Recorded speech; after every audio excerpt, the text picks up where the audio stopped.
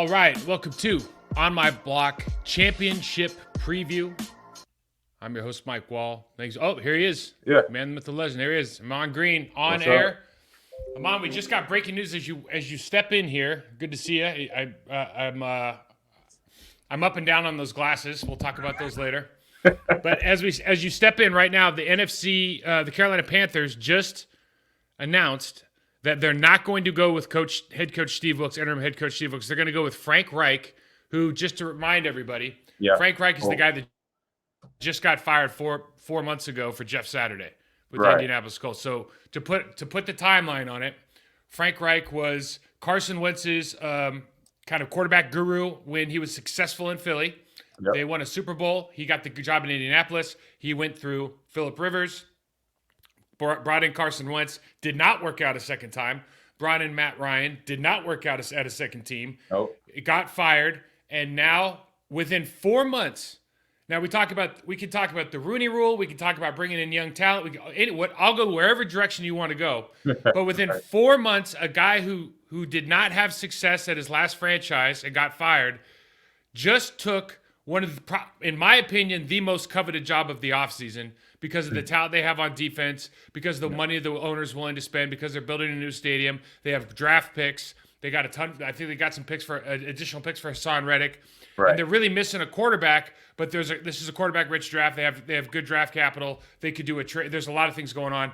Like I can't even say it any other way. I'm shocked that they drafted him. I think there should be a 2-year moratorium on head coaches getting more head coaching jobs within 2 seasons. Because to me, it's like somebody give somebody else a chance. Yep. Tell me what you think about this. Oh man, I'm right along with you. It just they're I say they're bluffing the Rooney Rule. They bluffing all type of rules. And just like you said, I say the biggest thing for me is giving other coaches a chance, because we know there's coaches that are DCs and OCs that really should and want to. The only question is if they want to be the head guy, because we know it's a different situation. You got a set of rules and responsibilities that you don't have being the DC or OC. You know, you're just really focused on defense and scheming and game planning and getting players ready to play in what you want to do offensively or defensively. But then as a head guy, we know it's everything. You're a counselor. You're managing players and coaches, and you're talking to the owners. You're talking to the GM. You're a director. You're a director, right? So yeah, it is. So yeah, a little bit surprising. But everybody in that building. I'm a Panther. Like, I'm a Panther. Everybody in that building wanted Steve Wilks. Coaches, players. I mean, I just don't get it. Like, I just don't understand where these guys. And it's not like I'm not anti-Frank Reich. Like, this could have literally been anybody who just got fired. I just can't fathom and he seems to be, by all accounts, a very smart coach. But maybe he's not a head coach.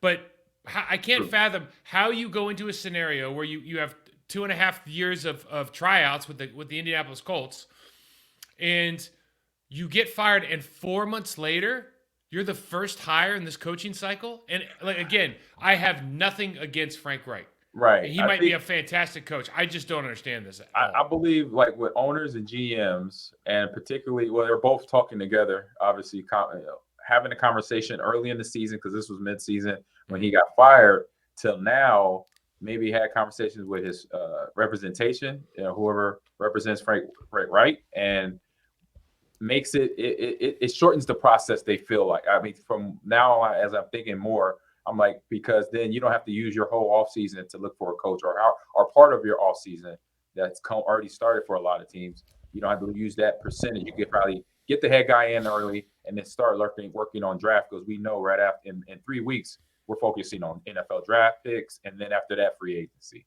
So I mean, it's just a head shaker. It's like the rules mean nothing out there, and now it's just for the NFL to be like, execute type of discipline because of rules being broken. And I'm like, that's what I would want to see as a player. Like, you know what? Take away, continue draft picks. Okay, so let's be clear on this. Like, what do you mean by that? Because, like, technically they had they interviewed 9 head coaches for this search. Okay, see, I didn't know that. They interviewed 9 head coaches, and these guys made this. I think Shane Steichen might have made the second round. But it was those three, and then they ended up with, and look at Wilkes. But Wilkes was the head coach in Arizona, got jobbed over the Cliff Kingsbury thing. Yep. Like, so we all kind of know how that worked out. And some of these guys, like, some fits are better than other fits. And again, like, I'm a Panthers fan. Like, James Campen's there. Jeff Nixon's there, who's a great running backs coach. Like, I'm a fan of those guys. I want them to do well. They have a great team. They have a great fan base. And I think he will do well. I just don't I don't understand it, because then you go to you go to any coach who's aspiring to be a head coach that is a man of color. Right. And you have to, I will say, anytime you get in front of the decision maker, it is a good thing. Ahman Green, if you get in front of the decision makers for the Carolina Panthers, that is a good thing for you personally, because you are going to leave an impression, and you might be making a longer term play. It might not be this cycle, but you are, like, that is the Rooney Rule in that respect is a good thing. Yeah. But the timeline for success is not what we want it to be. It's going to be a generation, and we want it to be like, wait a second, dude, the next guy should be a person of color. Right. Because that's what feels right. Right. What it feels right, and it just be like, just give somebody another chance. You know, Frank already had several chances, and he's basically on his that coaching side of it is on life support. And they just gave it life again, when it's like, wait a minute, you got all these other candidates. You got one already in-house in terms of Wilkes. And the players already have his respect, and all the other coaches' respect that he's already built through the firing of Matt Rule. So from that standpoint right there, it's easy to see. I would say it would have been easier for them to say, hey, we're going to keep Wilkes. Because then now they could build, because you hear coaches say all the time, and you know this, you want this. You want to build off good stuff. From a year to a game to from a great practice to a great practice to a great season to a great season. You build that stuff, and this doesn't quite do that. This kind of brings another, like, a bad taste in the back of everybody's throat because of the situation the team was in, and you had a chance to right the ship and say, hey, you know what, Steve Wilkes is going to be the guy.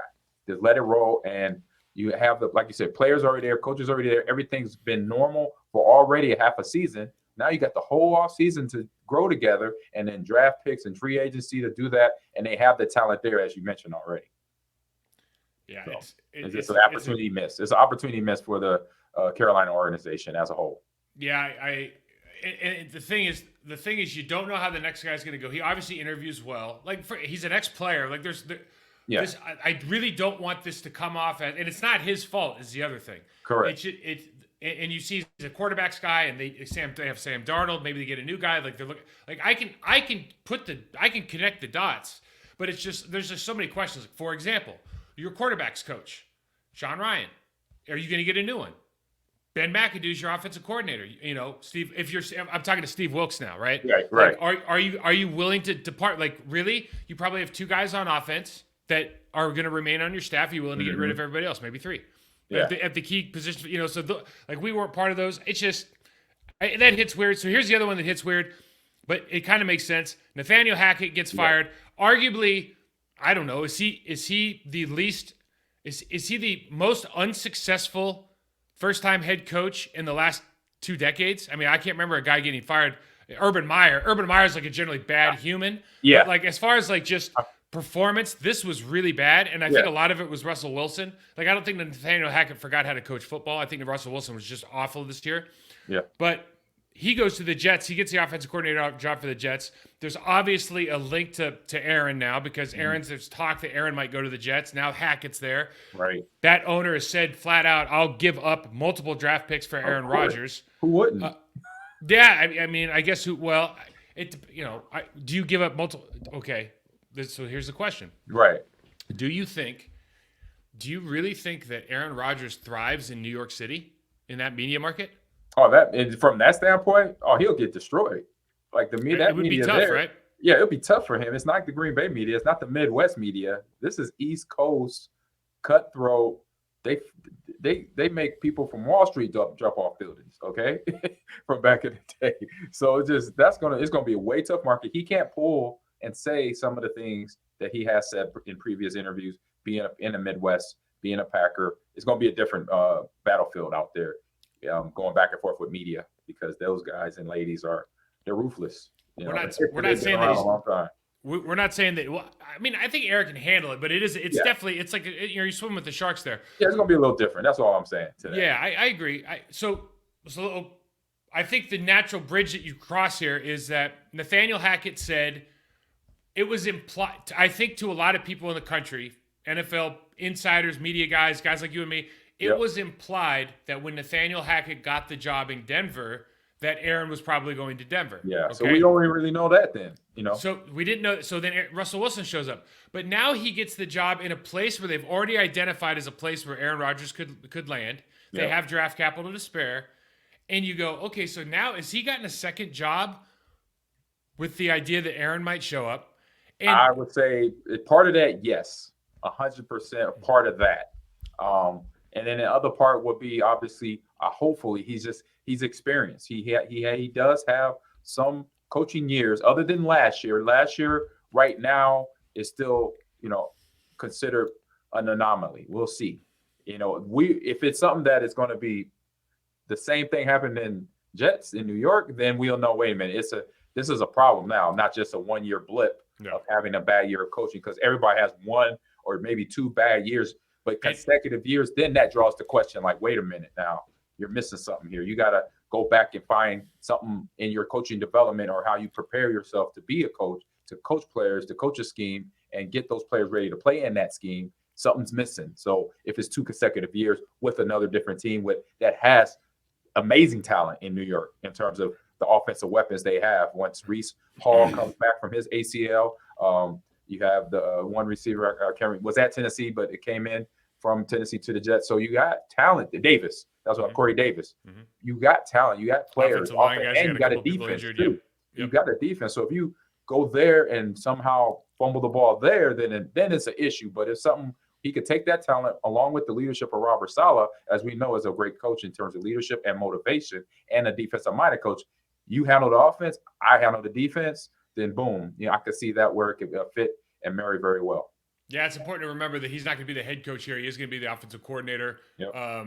Is that are you bringing it? I always every time. And listen, he had success outside Aaron Rodgers. Like he was down in Carolina, took Blake Bortles. Correct. He was part of that. Yeah. So it's like Nathaniel Hackett can coach football. Okay, that's not. I don't think that's what we're saying. But if the implication is that they might get Aaron, because otherwise they have Mike White and Zach Wilson. And Mike White showed out a little bit, but Zach Wilson lost cause of this place. Like you don't know what they're thinking. If you told anybody on the street, hey, we're bringing in Aaron, they go, okay. I just don't understand this part, and you explain this to me. Okay. What makes sense about trading Aaron Rodgers if you're Matt LaFleur or Goody? What I still don't understand what makes, unless he comes to you and says, I'm not playing for this team anymore, I'll just retire, and you'd have to get draft capital. I don't understand what else that doesn't make any sense to me whatsoever. No, that's the only part that makes sense. If he says that, that's it. Okay. I'm still trying to figure out what and why would it make sense to do that. And other than him wanting out and saying, hey, I want to go free agency, or I'm going to retire, then yeah. But outside of that, there's no rhyme or reason. The same like I just mentioned with Nathaniel Hackett being a head coach. Right? Aaron had a bad year. Everybody is accounted that, especially a guy of his stature, his performance through his years on that football field. 1 year is not going to make his career. So that's right now is you're looking towards the draft. You're working out your draft picks right now and getting ready for free agency with what capital you have to get out there. A second week, third week free agent coming in from somewhere in a position that you need help in. Maybe somewhere on the offensive line or somewhere on defense, or maybe another wide receiver just to have some inventory. Is Matt LaFleur on the hot seat? My opinion, a little bit. You've been here 3 years. You've been 2 years to the NFC Championship game, and now a year where it just like the wheels fell off, literally. But you finished strong, so it's a little warm. I say it's warm. Mm-hmm. It's not scalding, but it's warm. Because of this year. I say the way the year ended, it would have been hot. But since the way the year ended, where it was players playing like they had the pride, like they had the coaching, like they had the discipline, got like Nixon, special teams doing his job. AJ Dillon, Aaron Jones doing their job. They were consistently there all year. So their coach, Sermon's, great job. So you have the players, you have some of the coaches that understand what needs to get done. And they figured it out a little bit too late. a little bit too late, but it still was a good end to the season. So I say it's warm, not lukewarm, but warm. The fact that he says there's not going to be any changes on his coaching staff. A lot of people are still kind of scratching their head with Joe Barry. Yeah. And I don't know if that's deserved or not. I mean, listen, you can review and not say that, you can retain coaches. Coaches learn just like everybody else. So you can retain coaches and he can have a better year next year. His track record suggests that he won't. Matt LaFleur's track record suggests so far that the same issues will arise next year. Now he says he's going to do a top to bottom, really detailed overhaul of evaluation of everything that they've done on film. But then you say that, and literally in the same press conference, you say everybody's job's safe. So, like for me, that here's where Matt LaFleur's job gets the hot seat gets hot and Goody if they trade Aaron Rodgers. Oh yes. And they're thinking in their mind. Here's what they're thinking: if we trade Aaron Rodgers, we get a hit reset because now everybody knows that the expectations change because we don't have a Hall of Fame quarterback, right?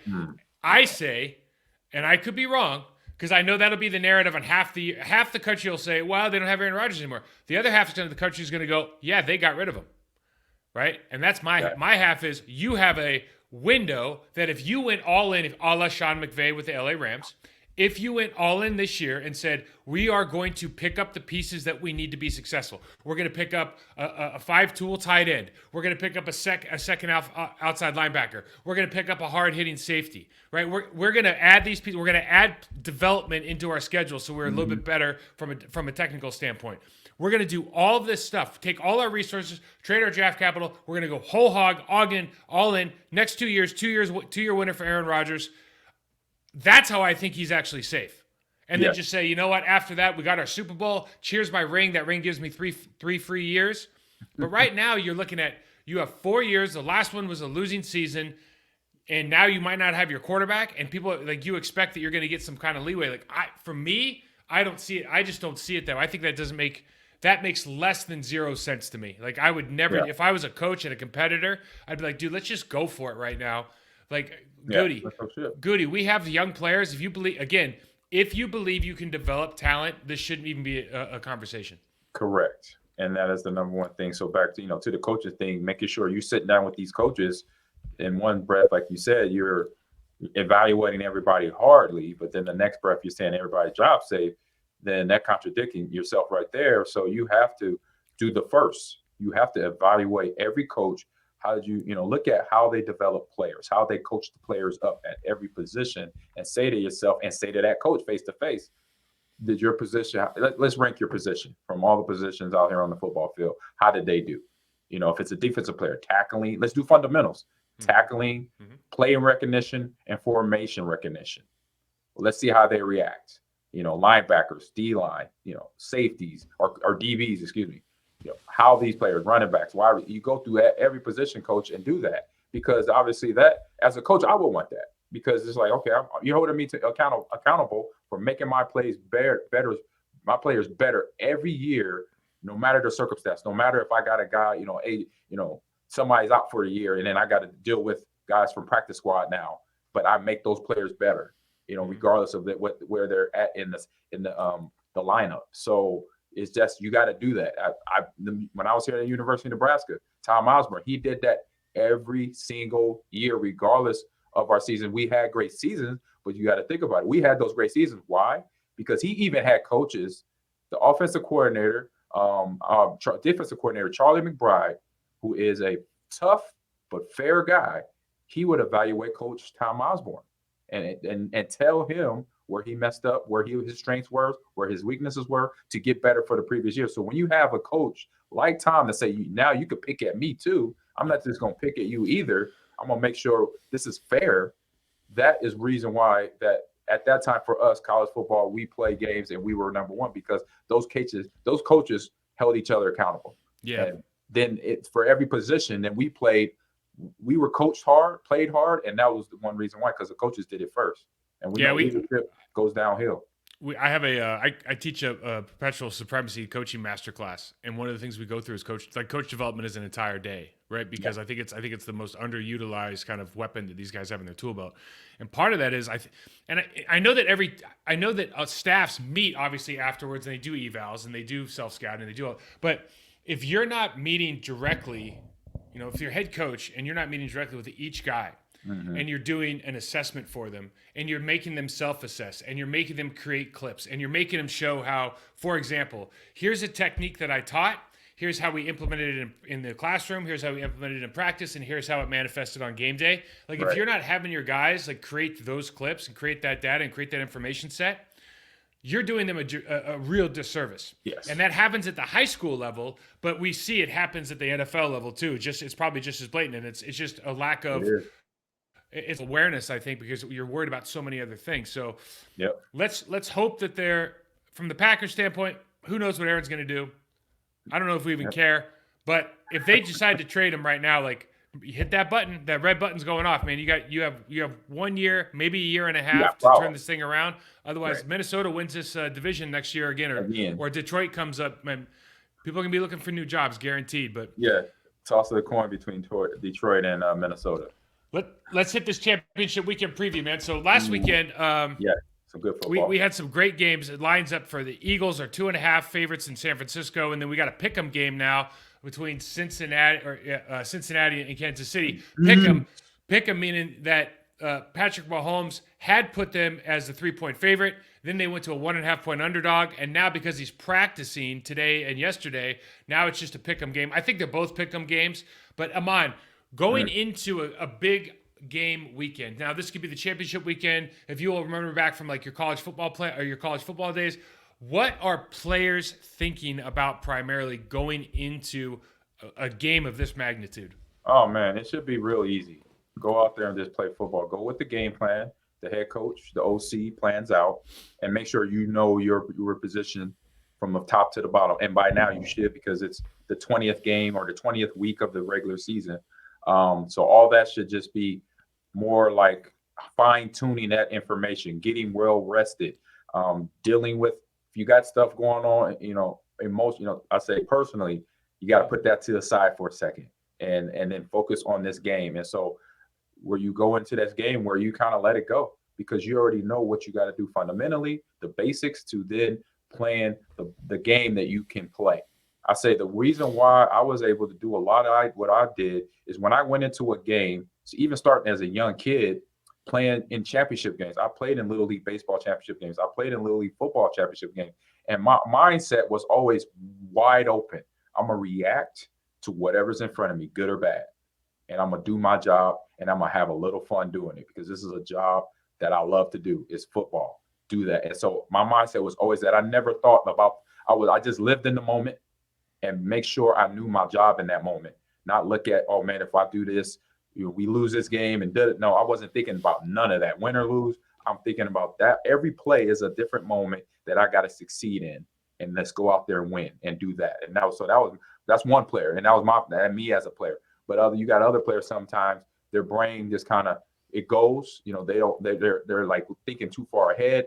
And then, that's where they lead to the mistakes and them not living up to the moment, not living up to the challenge of the championship game. So you got a couple of those players in those situations thinking those type of mindsets, but you want obviously majority of the mindset of guys living in that moment, but they're doing their job to 100%.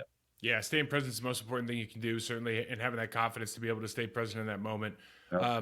As the games get bigger, obviously, nothing changes about football, and everybody thinks here's one of the biggest misnomers. We talked about this before. Is people are going to be more intense in like the NFC Championship than they were like the first round of the playoffs. So like that's just if you're a good player, that's not true.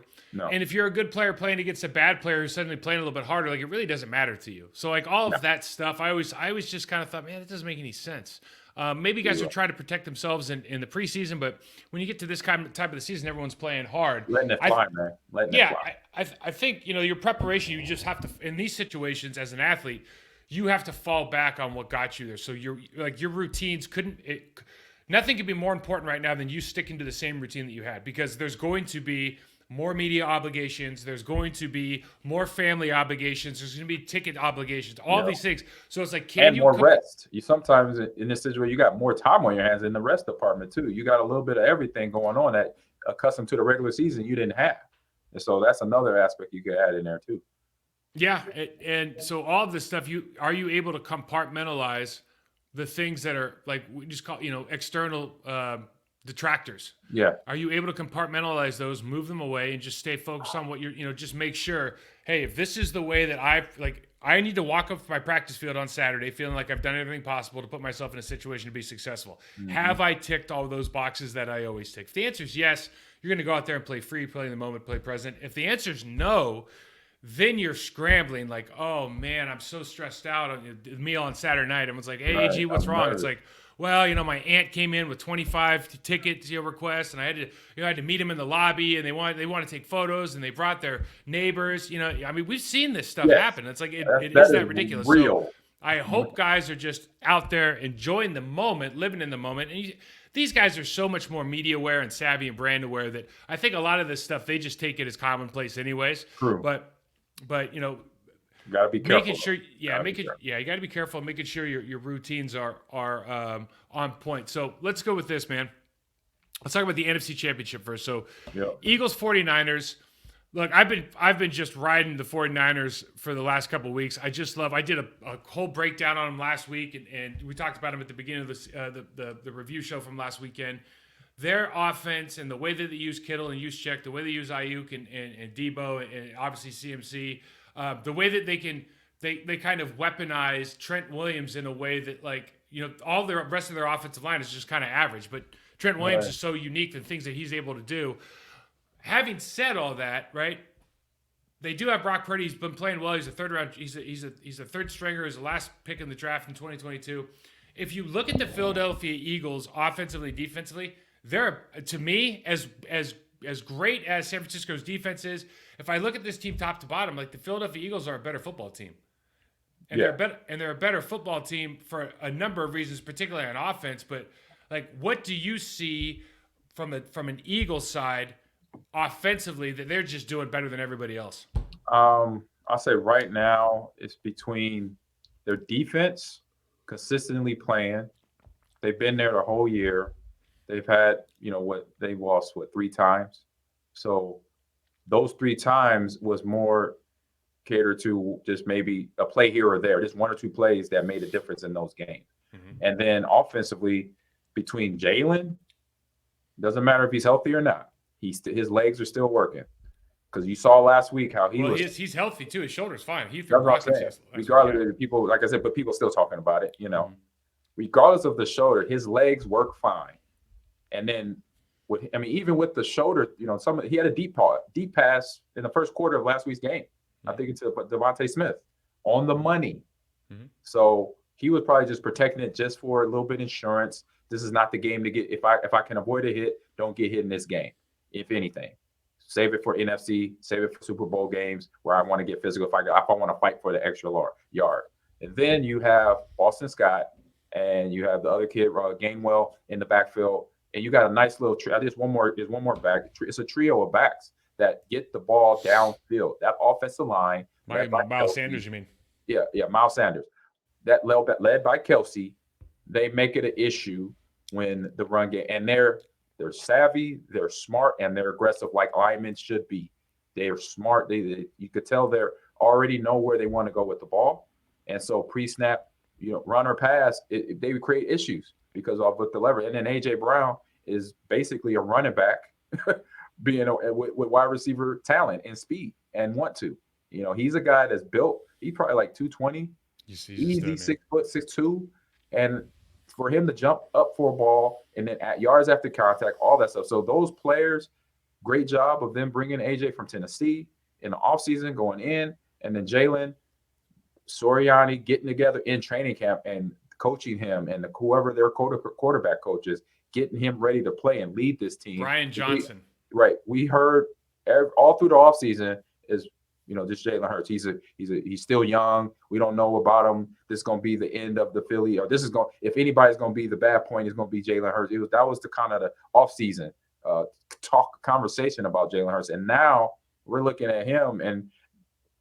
Outside of myself, I know myself for sure. It was like, wait a minute, wait till the season. We don't know what this kid's going to do. We saw what he did at Alabama. We saw what he did at Oklahoma. He's a gamer. He plays. He can adjust. And we saw that. We saw that same type of athlete come out in a Philly uniform this season for them. So those have been the factors. I say that's why they're different than a lot of NFC teams, and them having themselves in the NFC Championship game right now. They have the best offensive line in football. They have 2 first-team All-Pros. Every one of them could have been a Pro Bowler. Mm-hmm. Dallas Goedert is a Pro Bowl caliber tight end. He's probably the best athlete on the team. Nice. They have Devontae Smith, A.J. Brown, like you mentioned. Jalen Hurts is playing at a really, really high clip. He's probably 1-1A for MVP if he doesn't get hurt with Patrick Mahomes. Yep. They threaten leverage on defenses, and they put people in positions that other teams just aren't capable of doing because they're playing true 11-on-11 football. Yeah. And I'll show you a couple of clips here, man. Like even just from last game, it really is. It doesn't, as offensive line and running back, you and I will look at this and go, man, it's really not even fair. So I have some defensive stuff first, and one of the big matchups this game is going to be Linval Joseph, Fletcher Cox, and Ndamukong Suh, and Javon Hargraves against the interior of the San Francisco 49ers line. Yeah, because they're going to get tested. Because Trent Williams is great. McGlinchey is better than Evan Neal on this tape, but Hassan Reddick is better than McGlinchey, and it's not even close. And Hassan Reddick's on 16 sacks right now going into last week, I think. So I don't know. I can't remember what he got last week. But going into last week's game, this team had 70 sacks. Okay? Yeah, 70 sacks. They had 5 guys with double-digit sacks. 4 guys with double-digit sacks, excuse me. So they're just creating issues. Now, what I try to do at AG is try to find plays where the Giants were utilizing their running backs, pre-snap motions, all this kind of different stuff to see where the 49ers might have some matchup, really advantageous matchup or plays against the Eagles. So you see they take their running back in motion, just like a la CMC. You get that chasing linebacker, so now you're going to get a quick dig route underneath, and these are plays that can have an effect in a game against the Philadelphia Eagles. There's another play here. They do the whirl route. They do this with Deebo Samuel all the time. So they're going to really stretch the width of the field. So you look at 2 corners going out to the width of the field. Mm-hmm. You've got a guy manned up, and that leaves really the tight end, George Kittle, one-on-one with the safety, and he's got an in-cut here. And these are plays that can be made, and Brock Purdy can make these plays. Yeah.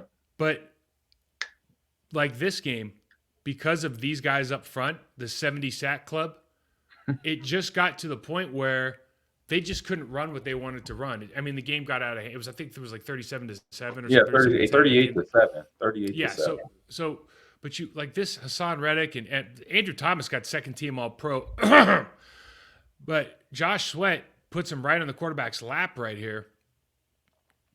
And anybody they bring in, they have 2 waves of defensive ends and 2 waves of defensive tackles that can all rush the passer. Brandon Graham is a backup on this team now with 11 sacks during the year. Yeah, and he's the veteran. Yeah, you're just going like, Brandon Graham's a baller. Yeah, and he's the baller. He's second. He's in second rotation. Well, it's because Hassan Reddick's first. I mean, right. Hassan Reddick ended the season with 16. Look at this guy.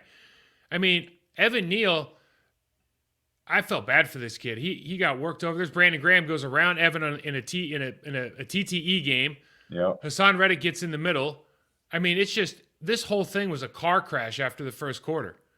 It didn't just seem like the Giants had a chance to even breathe defensively or offensively. No, they really didn't, man. And you look at this is something I'm just so nitpicky, but I hate seeing this. So this, the wide receiver. Oh yeah, wide receiver blocking somebody he shouldn't be. He shouldn't be blocking. Yeah, his feet are wrong. Josh Sweat's looking at him like, you literally can't switch your feet in time for this to work. Like you literally, this is not going to work out the way you want. Give me 1 sec, AG. Oh, that's what's happening. Oh. I have a malfunction with my battery. There we go. We're back in action. All right. But you see this, his inside foot's up. So Josh Sweat's like, dude, you don't even exist. Right? And this is the kind of stuff like this is a little detail ended up in a tackle for loss, because these guys are going to attack. Now, I scouted these guys for a couple different players during the year, and there's not a lot of drop off from their first D line to their second D line. And I think that's really going to be the problem with the San Francisco 49ers, because at the end of the day, once you get rattled, and Brock Purdy, we don't know what he's going to look like, right? In the NFC Championship game. He's played really well. But this is Daniel Jones, first-round draft pick. He's going to probably command a big contract, had a great year. There are people wide open on the field right here. Like it's easy in retrospect for us to look at it, right? But when you have pressure and all of a sudden you start getting heated up, man, it's like this is 2.5 seconds. Throw the ball. Yeah, you're open. You got guys open, and all of a sudden things just don't look like they should, and you're freaking out. No, he must have been looking deep, didn't see the underneath routes. Touchdown to check down to touchdown. That's it. But this is what happens when you're getting constantly pressured.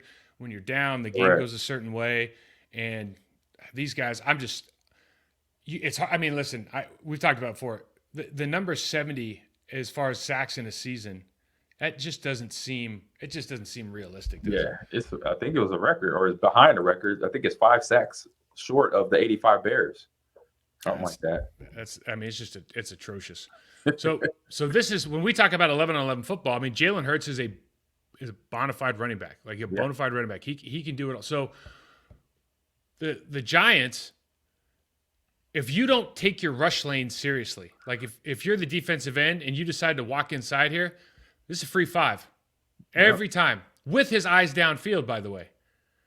And this is something that you're just not going to get when you play other teams. This guy's a 600-pound squatter. You know what I mean? He's a 600-pound squatter with a cannon arm, and he's patient and he's smart. And as soon as he sees that, I guess people don't appreciate because of the offense they run. Like, he might not be Lamar Jackson, but nobody's Lamar Jackson. But this guy can just get it. He doesn't have to be. It ain't him. You look at this defense, man, and like theoretically, you see, okay, well, the safety's got to pick up the quarterback here from 15 yards deep, but it's like you're giving, because it's 6 in the box all the time. Like, you're just giving up yards all the time, man. Yeah, I just don't know. So this is what we talk about in this game. I got 3 clips in a row. This is the same clip here.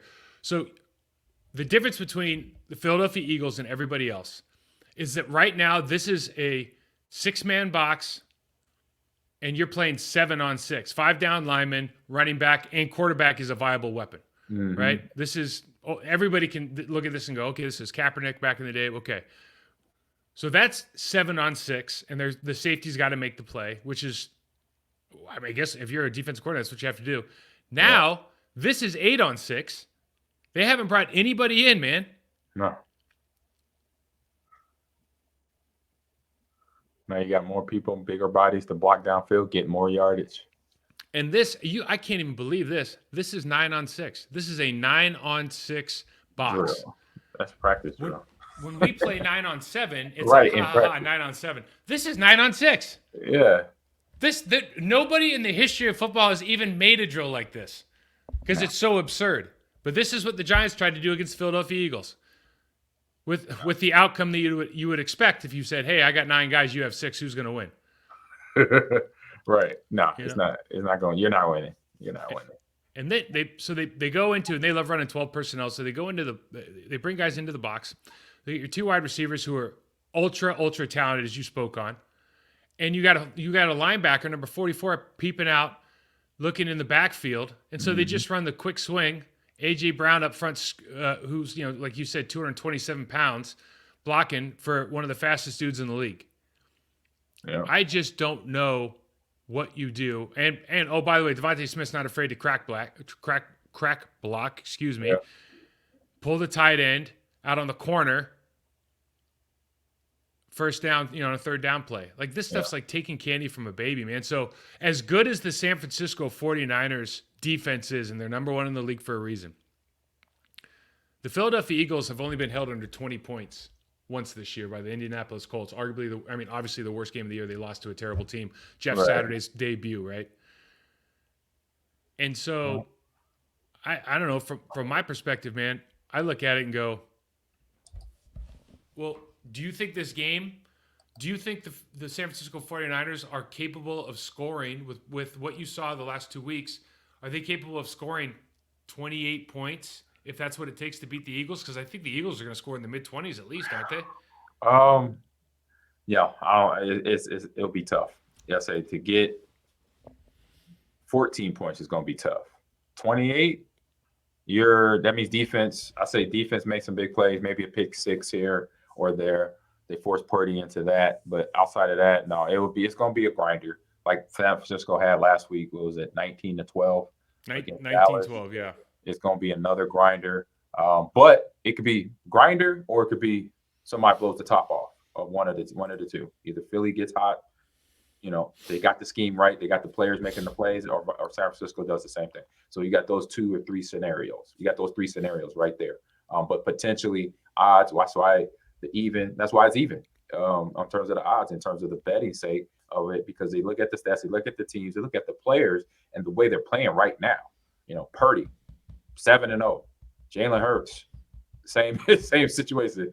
6-1 or 7-0, something like that. And defenses, offenses are playing hard football. I say the only difference between these defenses, I would say, the way that Phillies won, they could kind of let off the gas a little bit defensively. They're not nearly as good in the run game. So they're not nearly as 49ers, good. That's the only edge. 49ers, they will smack you, hit you hard, and pretty much bludgeon you out of running the ball. And then now we're going to get you your quarterback. I would rather play the San Francisco. Excuse me. I would rather play as an offensive lineman. I would rather play the Eagles defense. I'd play them and they're very, very good. Yeah. But the San Francisco 49ers play a different style of football. Yes. Brutality. Right? Greenlaw, Bosa, Eric Armstead, like those guys they're mean. They're just like mean people on the field, right? Yeah, those guys are coming down, hitting hard, being physical. Funga, that guy can bring it. Like it's little baby Palomalu, man. I like it. But that is another reflection of look at their DC. He was a defensive rookie of the year linebacker, first round draft pick to the Houston Texans in 2006 or 2005. Mm-hmm. So it's another photocopy, same like Salah out in New York. There's a guy. So that guy's obviously he's up for the Texans job too. Yep, he is. But if I'm Carolina, like if you're Carolina, we'll go back to it. But really, yeah, it's a good conversation to have. Man. Yeah. All right, so I queued up some stuff from the Bengals because the Chiefs. I think the big thing with the Chiefs and the Bengals, and this is the pick'em game. It's in Kansas City. Yeah, it would put Joe Burrow and the Bengals 4-0 against Patrick Mahomes. It would basically put Joe Burrow as the definitive top dog in the NFL. 100%. Right, regardless of whether they win the Super Bowl or not, if he beats Patrick Mahomes 4 out of 4 times. He is definitively the top dog in the National Football League. For me, he's the best quarterback in the National Football League right now. I'm not going to say he's the best player because now we can start getting into semantics with Patrick Mahomes, but he is the best pre-snap quarterback, post-snap identification of what's going on, like pocket quarterback in the National Football League. He's got a dude that looks like, I was talking to a Carolina guy last night, and Jamar Chase is, you know what he really is? He's Steve Smith 2.0. He's got the exact same build. He's just bigger. But he's got these ridiculously thick legs. He can run through anything. He can jump out of the gym. He body positions as good as anybody else. He's explosive. He's got great hands. Like, you want to look at a compare. I don't know if he's as fiery as Steve. Yeah, I don't think he is. He looks a little bit more timid than. But this dude is he's ridiculous talent.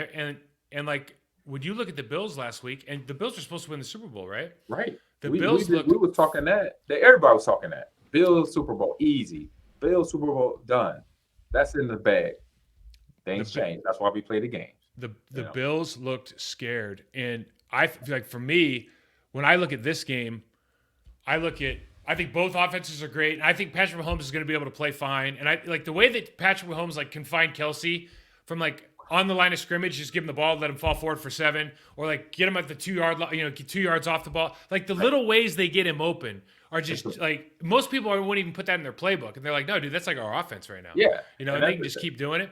I don't think either defense is coming in, and Chris Jones is an all-pro, and they've got Hendrickson and Hubbard and DJ Reader, they're all great.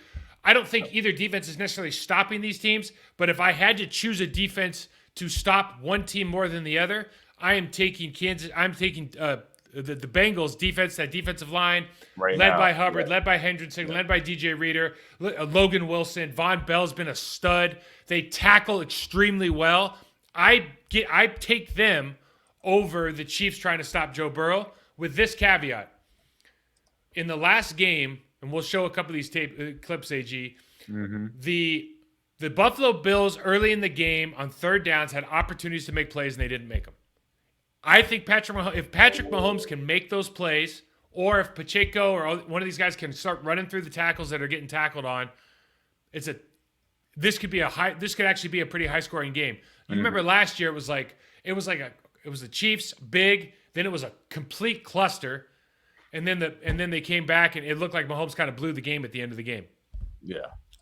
Yeah, he was trying to make a play. The defense, the coverage figured him out, forced him into Bell into to his right and throwing it into traffic, and traffic was a pick to end the game pretty much for the Bengals. So I think this third down stuff is going to be super important. So I just put a handful of these on here. You know, they did convert on a couple, but you look at, throughout the game, you have opportunities. Stephon Diggs, first one here on kind of a hitch and go, and you look like dude's open, right? It's not like Josh Allen can make this throw. And the Bills are different than the Bills without Daboll this year kind of look like at some point during the game, or maybe even every series, whether it was like second and long, third down, whatever, like we're going to let Josh Allen do Josh Allen things and make up for problems, right? And if it doesn't work out that way, that's what I like about Andy Reid. Yeah. That's what you like about San Francisco and Philadelphia. This is actually like the Bengals are probably the least user-friendly offense left in the playoffs, right? Like that offense is just predicated on Joe Burrow being able to process information better than anybody else on the planet, and he happens to do it. But this stuff is like you talk about the Chiefs, when you talk about the Niners and the Eagles, like they're all really user-friendly. Like you and I could walk in on day one and just play in any of those offenses. It's not hard to figure out, right? Yeah, no, it's not. Not at all. So you see there, like, there's an opportunity miss, and Diggs is like, "Come on, man, throw me the ball." Well, like, why are you throwing the ball poorly? Well, Deion Dawkins, who's been a great player, or not Deion, excuse me, Saffold gets beat. Yeah, Roger Saffold gets beat, and feet are not in the right position, and this is Taylor Hill's time, man. Your technique's bad. You're gonna have ball sail on you. You got another situation here. Another third down. And he's got, like, if you're Josh Allen, if you're Joe Burrow and that's Jamar Chase, 20 out of 20 times that ball's going in the air. Now, that ball could be gone.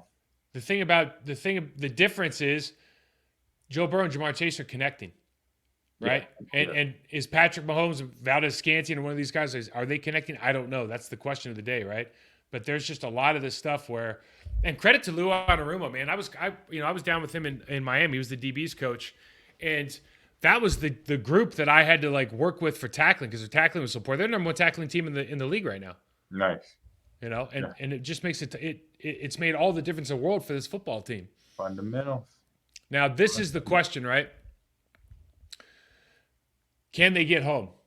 And if they get home, can Patrick Mahomes do this? Can he run? If they need, if it's 3rd and 3 and they call his number, can he get out of traffic? Like, I don't know. That was a weapon that Josh Allen could use, but I don't know about these guys. I don't know about this week.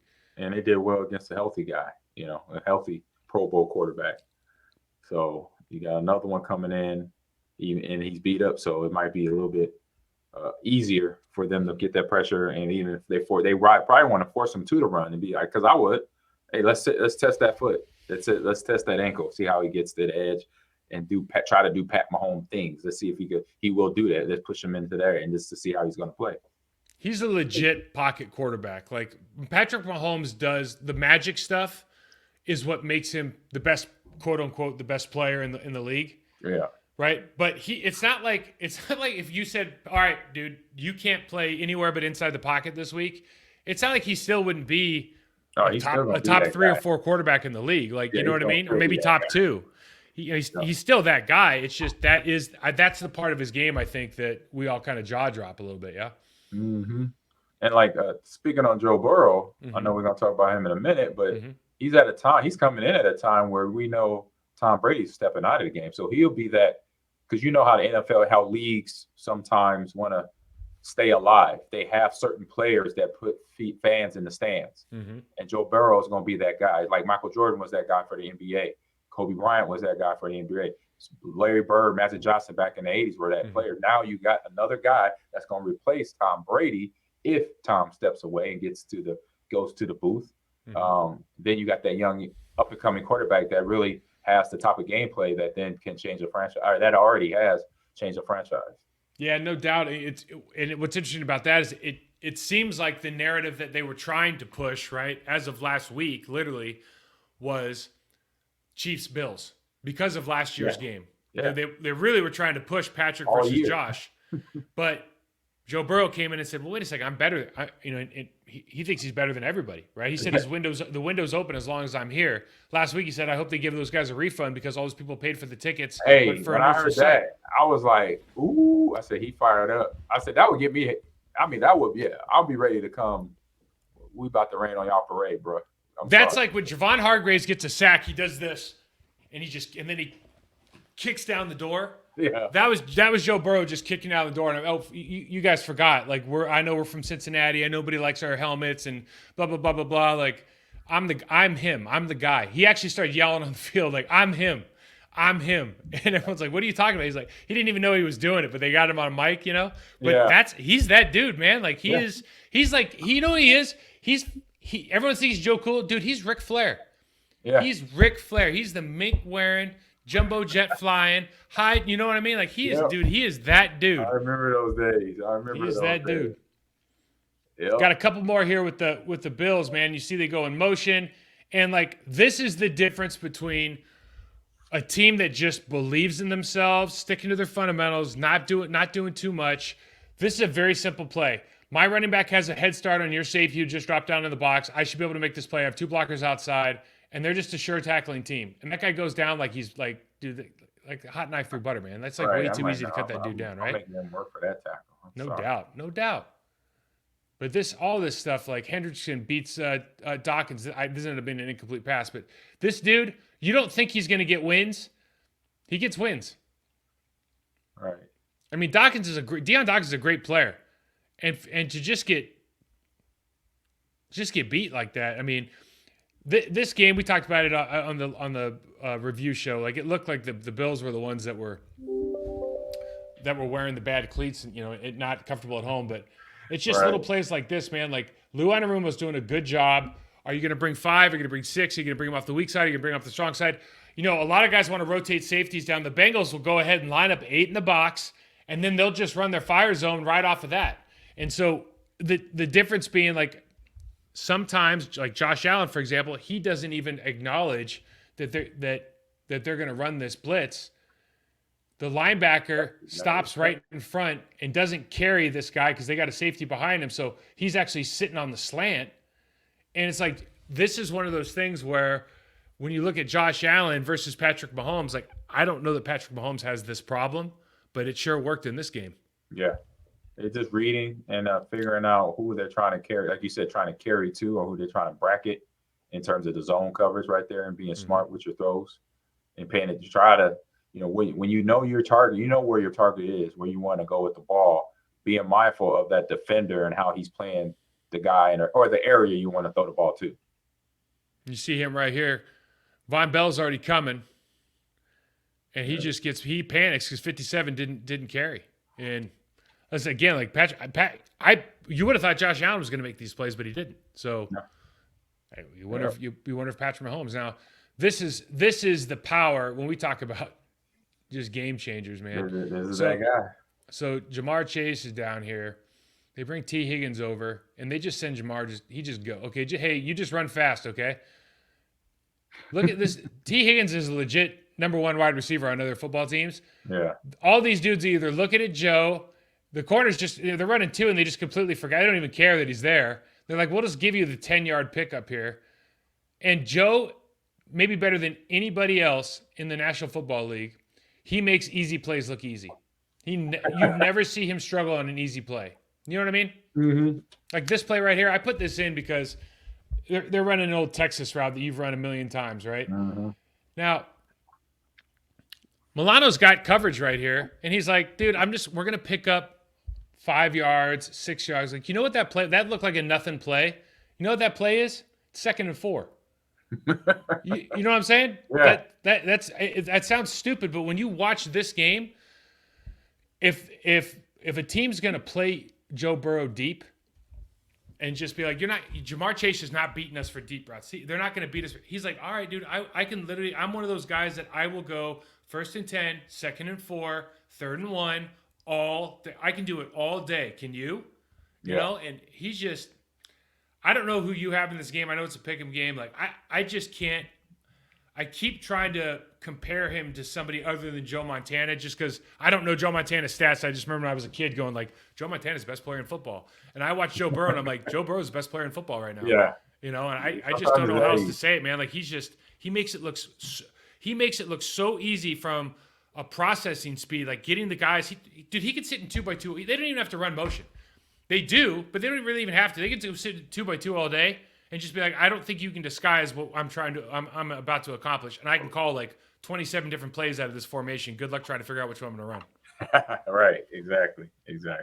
No, he's done a good job of that, developing coaches, helping him out, and just coming with the talent that he already had and just expunging on that, growing it up, from his time at the college level to now. And it's third year? Third year now. No, second year. No, third year. He tore his ACL first year, and then last year Super Bowl, third year. So, that's right. Yep. What do you got? Who do you got winning this game? I mean, look, Patrick Mahomes is Patrick Mahomes. I'm telling you, but they're in Kansas City. Who's going to the Super Bowl, AG? Yeah, so I've been saying this for the last few weeks about Cincinnati is that I know the offense is going to do what the offense does because Joe Burrow's leading them, but I like their defense. I really like their defense, and so I'm going to stick on that. I'm going to go Bengals here. Because of that defense, and they're playing way better than they were this time last year. You know, they took advantage of people doubting them last year defensively, and that's why they're able to step up and find the plays and then come up with the plays, knowing what Pat Mahomes likes to do. He likes to create time with his legs. He will not break the line of scrimmage. He will sit back and throw and move around left or right, break the pocket, but then the DBs were mindful to get the interceptions that they were because they were in the right area in the right time, went and got the ball and played aggressive defensively and played smart. So I could see them playing that now, and they're playing way better. They're actually shutting teams down, if they can and if they want to, basically. So I say being Bengals. Remember last year they had Sam Hubbard. At times, Sam Hubbard run spy on Patrick Mahomes, and like right. That's what I mean by smart. Yeah, and what you think is like. It'll be interesting to see how they come out with a game plan based on the fact that he had a high ankle sprain and it looks like he's recovering very well. But you know what I mean? Like you and I have both had that injury. Like that injury sucks, man. Like it is hard to operate at a high level physically with a high ankle sprain. So I don't know. This is as interesting a weekend as there's been because for me, it feels like Joe Burrow could take over the mantle as the best player in football. Mm-hmm. And it also feels like Philly could, or San Francisco could cement themselves as like the start of a legacy. Because I think if Philly wins in resounding fashion, I think the entire NFC is going to go, oh shit. Like they're really, because their team's not going anywhere, right? They're going to have to reload a defensive tackle with a couple of those guys because they're older, Linval Joseph and Sue. Yep. But the backup guys. The rest of the team, Fletcher Cox, they're not going anywhere. They're all young. Yep. And they're all good. Kelsey can play. Like Kelsey might play till he's 45, dude, the way that guy looks. The way he's built and the way, he keeps his body in shape. Yep. And then San Francisco, if Brock Purdy, if he's the guy, I mean, there's so many talk. We can have a separate discussion about what is to do with Trey Lance. Like, does he go to Carolina now with Frank Reich? Yep, there's an option. I got one more thing I want to ask you before we go. Yeah. Because we brought up D'Amico Ryans. Do you think that they should have a moratorium on head coach hires until after the Super Bowl? Because it feels like, don't you think that D'Amico Ryans – now, Robert Salah got the Jets job, so it's not – we're proving that this isn't necessarily true. But for some of these teams, I can't – and I think D'Amico turned down some teams because he just knew they weren't going to be a good fit. But let's maybe make this more a generalized statement. Do you think they should just even the playing field and just make everybody wait until the Super Bowl's over so every team has a chance to get the top quality guys? I like that because that's fair. It gives us everybody the same amount of time. They could do all the research they want. Mm-hmm. They could do all the digging they want, but until actually to approach that coach face to face, especially if that coach is in the playoff run, where they at now, where these teams are at now, and then if the next two teams, come out of this and go to the Super Bowl, and that coach is one of those coordinators, I say that makes it fair, playing field for everybody. I always like that aspect of it, as long as it's fair for everybody at the same time. But you got to do your homework, just like everybody else. Wait till after the Super Bowl. I like that. But it's not a bad idea. It's just there is a lot to get. There's a ton to get done, right? The Senior Bowls. I think guys are showing up this week, or maybe they already showed up. Get all your work done, and but you can't if you're let's say you're hiring a general manager or a head coach. It's like, or you need a quarterback, or like you got the second pick in the draft, and the Senior Bowl starting. Like they would have to. I guess they'd have to move back because like it's not like D'Amico Ryans hasn't interviewed. Like they can interview on Zoom and everything. So, but it just feels. That Frank Wright thing it threw me out. I really because I was talking about it last night. I really didn't think they'd hire him. Right. Yeah. I didn't think they'd hire him. All right. Well. All right. AG, we'll see, man. We'll see what happens. We'll catch you guys back on Monday. Ahman, tell everybody where they can find you. Yeah, find me on Instagram, Ahman Green 30, right there. Boom. And then on TikTok, Ahman Green's Gamers Lounge, talking about the video game world. And he talked about Mike this week. League of Legends Riot Company was their source code was stolen, was hacked, and held for ransom for like $10 million. And did they get it? Did they get? No, they said we ain't paying that because they make a lot of money. So they're like, no, we'll figure it out. So they got enough guys. What's that? So you know what we didn't talk about is are you still in Nebraska? Yeah, this is my office right here. Okay, so AG, with your new position. Mm-hmm. Are you in a classroom environment? And I will be, yeah. And when does that start? That starts March 20th after spring break. So I'm preparing for that now. Dude, we're gonna have to go through because we're gonna have time in the off season. We're gonna have to go through your curriculum. Oh yeah, you know what I mean. We should sit down and like. I'll get a controller. For sure, we got to do it. Play something. I got to teach me how to play. So my kids like, I'm gonna get, when I go to college or whatever, like I'm the only kid who doesn't know how to play video games, Dad. I go, well, that's not my fault. Go outside now. And I go, get your ass outside and go throw a rock or something. Go throw a rock. Go throw a rock or something, bro. All right, we're out of here. I'm Mike Wall 68 on Twitter. Prostitute Perform on Instagram. Check this show out. Yeah. And like, subscribe, rate, review us. We didn't hit our bet online AG, but we'll get it next time. We'll get it next time. All right, brother. All right, man. Talk to you later.